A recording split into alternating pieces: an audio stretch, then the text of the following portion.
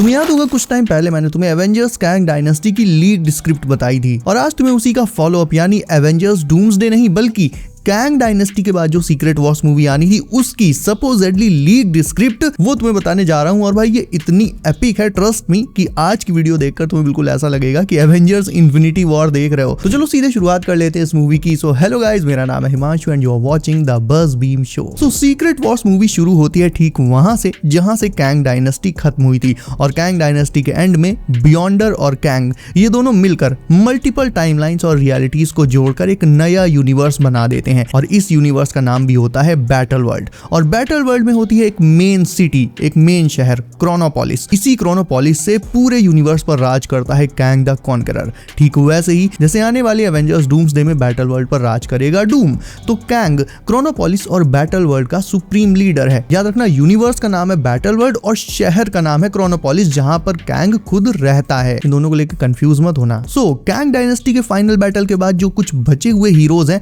उन सभी को बियॉन्डर और कैंग ने मिलकर कैद कर लिया है। ये हीरोज हैं टोबी और एंड्रू और टॉम हॉलैंड, तीनों के स्पाइडीज, निकोलस केज का Ghost Rider, Deadpool, Wolverine, Fantastic Four की पूरी फैमिली और मिस मार्वल। ये सब के सब बियॉन्डर और कैंग की कैद में हैं। कैंग इन हीरोज को बताता है कि वो स्ट्रॉन्गेस्ट हीरोज नहीं है मल्टीवर्स में, बल्कि ये जितने भी हीरोज हैं इन सबके भी स्ट्रॉन्गेस्ट वेरिएंट्स मल्टीवर्स में दूसरे यूनिवर्सेस में एग्जिस्ट करते हैं जिन्हें प्राइम वेरिएंट्स कहा जाता है। लाइक टोबी, एंड्रू और टॉम हॉलैंड में टॉम का जो स्पाइडरमैन है वही प्राइम वेरिएंट है। यानी ये तीनों स्पाइडीज और मल्टीवर्स में बाकी जितने भी स्पाइडरमैन हैं उन सब में सबसे ज्यादा जो पावरफुल है वो टॉम हॉलैंड का स्पाइडरमैन है, वही प्राइम स्पाइडरमैन है और उसी की किस्मत में कैंग को डिफीट करना लिखा है। ये बात कैंग स्पाइडरमैन को बताता है। उसके बाद हमें दिखाए जाते हैं ही हू रिमेन्स और डॉक्टर स्ट्रेंज। ये दोनों कैंग और बियॉन्डर की कैद में नहीं है। ही हू रिमेन्स जो अभी भी किसी तरह से जिंदा है वो स्ट्रेंज के साथ टीम अप कर लेता है और सुधर जाता है क्योंकि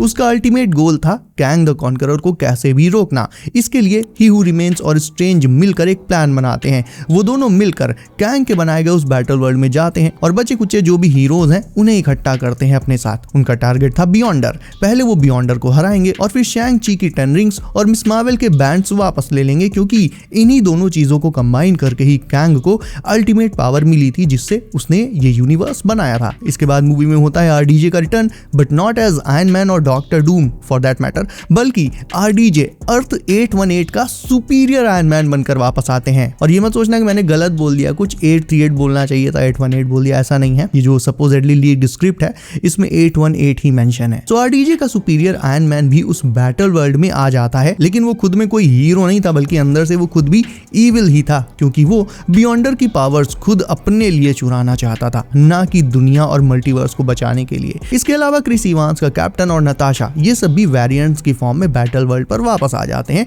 अलग अलग यूनिवर्सेस से। इन सब के अलावा कुछ और भी पुराने ओजी हीरोज वापस आने थे या आ सकते थे, लाइक पुराने एक्समैन, मैग्नीटो, प्रोफेसर एक्स और तो और स्पाइडर वर्स से माइल्स मोरालेस और स्पाइडर ग्वेन को भी कंसीडर किया जा रहा था। लेकिन जहां मूवी में सभी को लग रहा था कि Kang the conqueror he final boss है, वहीं असली थ्रेट तो कोई और ही था। अल्टीमेटली आरडीजे का सुपीरियर आयरन मैन। वो ये समझ जाता है कि वो अकेला कैंग और बियॉन्डर को नहीं हरा सकता, तो वो भी डॉक्टर स्ट्रेंज और ही हू रिमेन्स और बाकी के बचे हुए हीरोज के साथ टीम अप कर लेता है।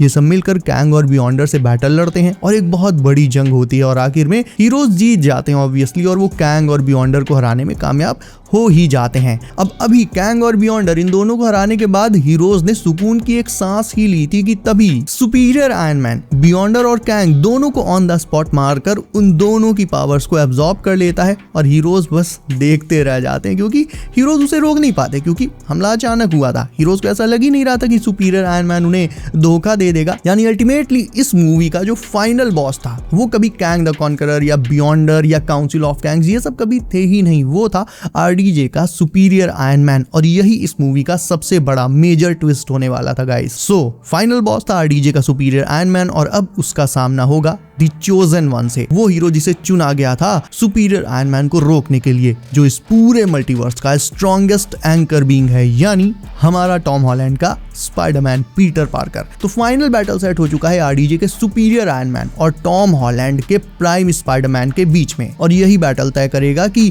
मल्टीवर्स बचेगा या नहीं और जो पुराने मारे गए हीरोज हैं वो वापस आएंगे या नहीं। ऑल्दो ये मत सोचना कि ये बैटल कोई दो लोगों के ही बीच में होने वाला था, उठा पटक वाला, मतलब मारकुटाई टाइप, इस टाइप से नहीं था। ये हीरोज वर्सेस विलन्स का ही बैटल। मेन जो दोनों साइड एंकर्स थे वो इविल साइड में था सुपीरियर आयरन मैन और हीरोज की साइड था प्राइम स्पाइडरमैन, टॉम हॉलैंड का स्पाइडरमैन। तो इनके बीच बैटल हो जाता है शुरू और ये बैटल कैंग डायनेस्टी और सीक्रेट वॉर्स के सारे बैटल्स में सबसे बड़ा बिगेस्ट स्केल फाइनल बैटल होता है, जिसमें खूब गुत्थम गुत्थी के बाद फाइनली स्पाइडरमैन और हीरोज ऑब्वियसली जीत जाते हैं और सुपीरियर आयरन मैन हार जाता है। लेकिन उसके हारने के बाद भी मल्टीवर्स अभी भी कोलैप्स हो रहा है। तो अब फाइनली एक ही रास्ता रह जाता है, ही हू रिमेन्स और TVA मिलकर जो बची हुई रियलिटीज हैं लाइक MCU, एक्समैन का यूनिवर्स, फैंटास्टिक फोर यूनिवर्स, इन सभी को एक ही यूनिवर्स में मर्ज कर देते हैं और फाइनली तैयार हो जाता है सॉफ्ट रिबूट के साथ एक नया मार्वल सिनेमैटिक यूनिवर्स, जिसमें अब सारे के सारे हीरोज एक ही जगह एक ही यूनिवर्स में